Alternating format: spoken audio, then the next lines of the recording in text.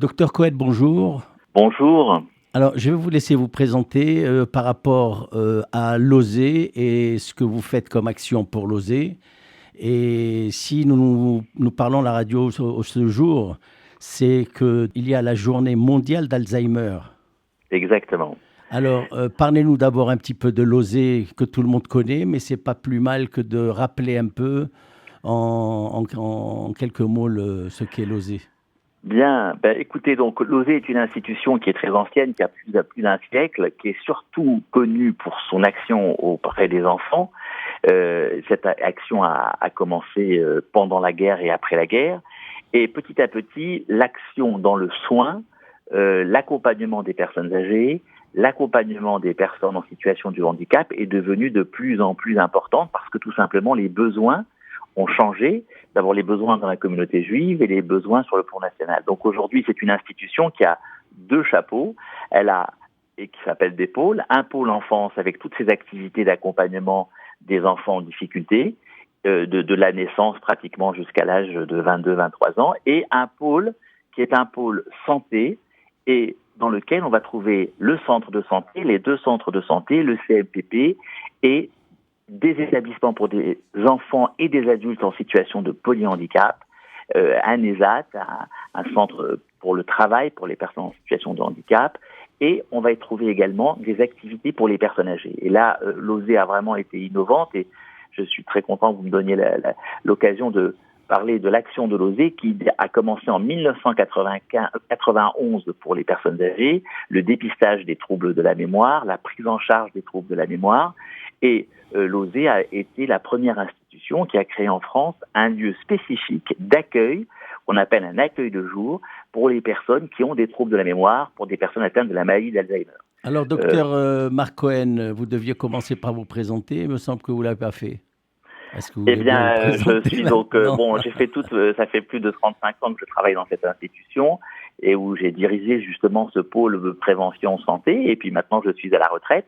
Mais je garde une activité dans Sarcelles, et d'ailleurs là je suis à Sarcelles, dans l'accueil de jour de Sarcelles, où nous accueillons la plupart ont des maladies neurodégénératives comme la maladie d'Alzheimer, mais on accueille également d'autres pathologies.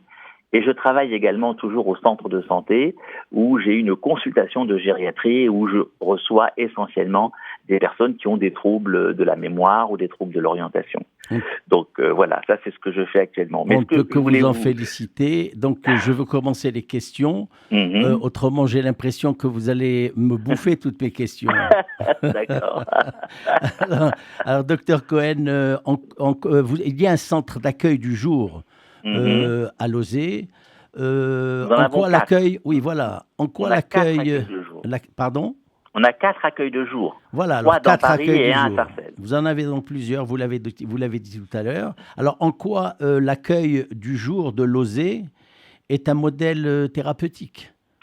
Voilà, alors c'est intéressant parce que la maladie d'Alzheimer est une maladie qui touche, comme tout le monde le sait, la mémoire, mais c'est une maladie que nous comprenons de mieux en mieux parce qu'il y a eu énormément de progrès dans les technologies et dans le dépistage de la maladie. Et donc aujourd'hui, on est même capable de la dépister avant d'avoir les signes cliniques. Donc, si vous voulez, ce qui est très important, c'est ne pas considérer cette maladie pour ce qu'elle peut représenter à la fin de l'évolution, c'est-à-dire après 25 ans d'évolution, mais il y a toute une vie qui va se faire puisque les gens vivent de plus en plus longtemps et aujourd'hui, la maladie d'Alzheimer n'abrège pas la vie des gens, c'est la qualité de leur vie qui est modifiée. Et les accueils de jour sont des lieux de vie où c'est nous qui nous adaptons aux besoins de la personne. Et à ce moment-là, nous créons, si vous voulez, un lieu où la personne se sent suffisamment en confiance pour pouvoir exprimer les capacités qu'elle a.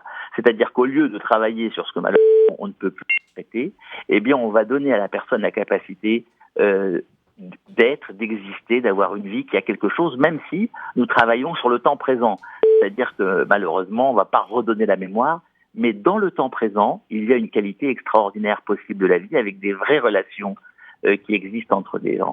Et donc, on a ces métiers qui sont des métiers nouveaux, comme les ergothérapeutes, les psychomotriciens, les orthophonistes, ça c'est un très vieux métier, les infirmiers, les art-thérapeutes, bien entendu les médecins et toute une équipe également administrative qui travaillent ensemble et qui essaye de construire, si vous voulez, c'est plus la santé au sens, ben voilà, j'ai un bobo, je vais donner un antibiotique, mais c'est que toute la vie affective, la vie physique va être modifiée, les relations dans la famille. C'est un travail d'équipe. Alors, Voilà. dites-moi, ce modèle peut-il être adapté à d'autres pathologies, Eh ben ce modèle justement, je thérapeutique pense dont vous que nous parlez? ce modèle est très très intéressant parce que on pourrait très bien, par exemple, demain, imaginer que même pour des maladies aiguës, comme par exemple la fracture du col du fémur qui va toucher la personne âgée, eh bien, aujourd'hui, il y a des progrès magnifiques qui font que le soir, une personne qui a été opérée, le soir, elle peut déjà avoir l'appui sur sa hanche, et très vite, la mettre dans proposer des lieux comme le nôtre, mais qui seront à ce moment-là, bien entendu, équipés pour la rééducation, et qui vont permettre de marcher, mais d'avoir des raisons de marcher. C'est-à-dire que si on fait uniquement de la rééducation à une personne très âgée, si sa vie n'était pas très riche, elle va pas tellement avoir envie de marcher. Si par contre, elle va avoir une rencontre, elle va avoir quelqu'un qui lui montre que sa vie a de l'importance et qu'elle est capable de faire des choses, à ce moment-là, elle va trouver l'énergie nécessaire pour faire une rééducation. Effectivement, alors les soins de la maladie d'Alzheimer, est-ce que ça apporte aussi des enseignements pour d'autres pathologies? Tout à fait. Hein, c'est-à-dire que, par exemple, toutes les maladies chroniques, les maladies nerveuses, par exemple la maladie de Parkinson, et c'est pour ça que l'OSE a ouvert dans le 15e arrondissement un centre spécifique qui peut recevoir 3 jours par semaine des patients qui ont des maladies de type maladie de Parkinson, où là, c'est pas la mémoire, c'est pas la parole qui sont atteintes, mais c'est la qualité, c'est l'harmonie du mouvement. Ce sont des personnes plus jeunes, donc les problématiques sont différentes. Et là aussi, la réponse va être une réponse qui va être globale. Et ce qui est aussi très très important et qu'on a découvert grâce à la maladie d'Alzheimer et que maintenant nous sommes en train d'étendre pour la prise en charge des cancers, pour la prise en charge des autres maladies chroniques, c'est le fait qu'on ne soigne plus uniquement le patient, mais le patient est ce qu'on appelle aujourd'hui son aidant. Ça a toujours existé, l'aidant, mais on n'a pas apporté l'attention qu'il fallait à la qualité de vie de l'aidant pour lui permettre justement de lui aussi pouvoir avoir sa vie et ne pas avoir une vie complètement prise par la maladie de son conjoint. En 2 mots, avoir envie de vivre. Voilà, exactement. Alors, que peut-on, alors à ce moment-là, que peut-on espérer pour mieux traiter les patients dans l'avenir? Eh bien, bon, il y a d'abord l'espoir classique, c'est trouver la cause, parce qu'à ce jour, nous avons beaucoup d'hypothèses, mais nous n'avons toujours pas trouvé la cause de cette maladie. Est-ce que c'est une maladie ou est-ce qu'il s'agit d'un vieillissement et que c'est simplement parce que les progrès de la vie, les progrès ont fait que nous vivons de plus en plus longtemps et que nous sommes de plus en plus nombreux à vivre longtemps et qui font qu'on voit cette maladie apparaître et qu'avant il n'y avait pas autant de gens. Alors c'est une question, on n'a toujours pas répondu, ou bien il s'agit d'une maladie comme une autre maladie, comme un rhumatisme, quelque chose qui n'est pas prévu dans la vie normale et qui arrive. Donc ça c'est le jour où nous aurons compris le phénomène qui fait que nous avons des protéines anormales qui détruisent nos cellules neurologiques, bien entendu, ça c'est l'espoir que nous avons tous. Mais par contre, ceci dit, on a fait énormément de progrès, comme je vous le disais. Avant, les gens mouraient, ils mouraient d'étouffement parce que on ne connaissait pas les troubles. Ils avaient les travers, ils faisaient des fausses routes, ils faisaient des pneumopathies d'inhalation. Et toutes ces choses sont comprises, elles sont prévenues. Dès qu'on voit quelqu'un qui fait des fausses routes, eh ben on change la façon de l'alimenter. Puis c'est un passage, ça va pas être toute sa vie. Toutes ces choses font que on a complètement changé la qualité de vie des patients.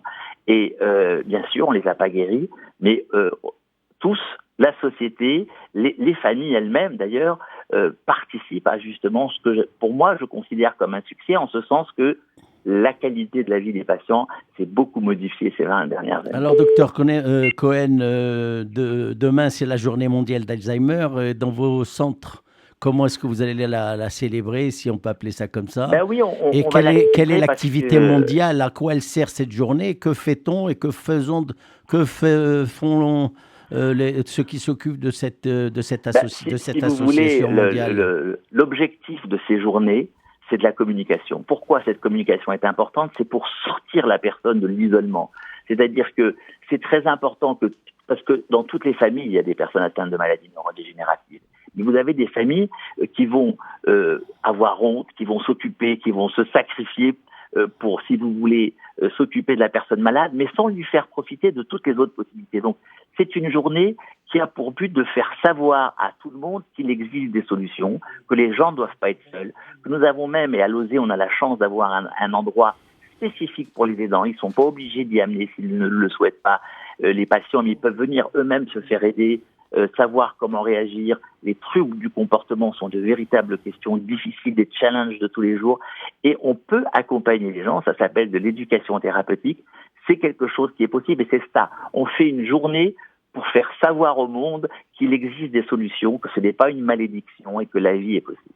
Alors, à Lozé, demain, journée mondiale d'Alzheimer. Merci, Dr Cohen. C'est moi qui vous remercie.